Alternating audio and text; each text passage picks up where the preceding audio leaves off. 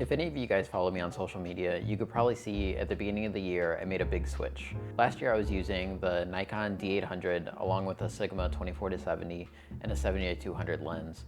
And that was it. That was everything that I was using through the last like 2 or 3 years. Unfortunately, the focus motor in the Nikon went out and it just didn't seem like the system that I was wanting to stick with anymore. I mean, the camera got old and it wasn't performing as well as I had hoped it would over the years. So we made the switch.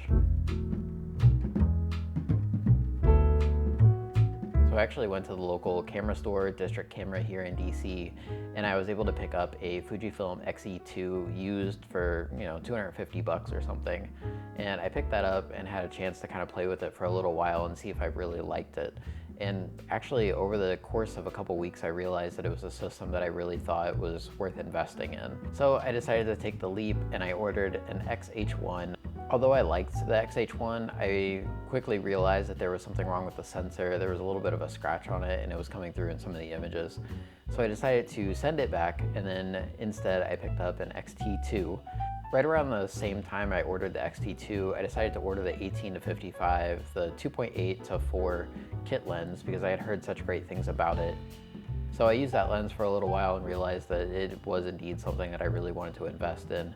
So I went ahead and picked up the 23mm f1.4 from Fujifilm and absolutely just fell in love with that lens.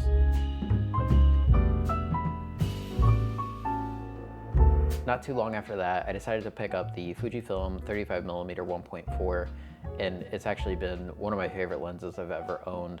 It is, of course, noisy, and you'll hear a lot of comments about that, but as far as like the image quality is concerned, I've just been absolutely blown away by it, and it's pretty much stayed glued to my X-T2 as much as I can. The next lens I dove into was the Fujifilm 50-140 2.8. I had the 70-200 on the Nikon, and it was something I knew I wanted to get in the new system, so I actually found a really good deal on MPB for that right around the holidays, and I picked it up, and it's actually been a phenomenal lens. I've only used it a few different times, but it's actually been one of my favorite lenses as well.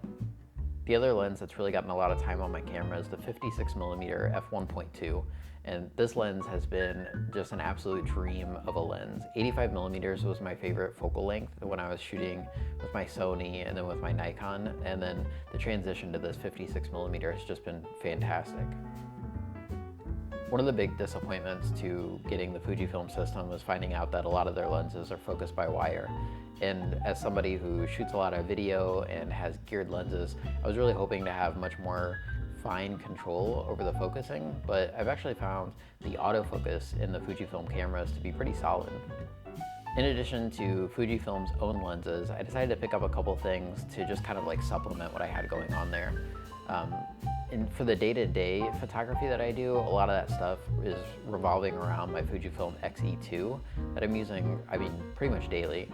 And attached to that, I typically keep the 7 Artisans 35mm 1.2.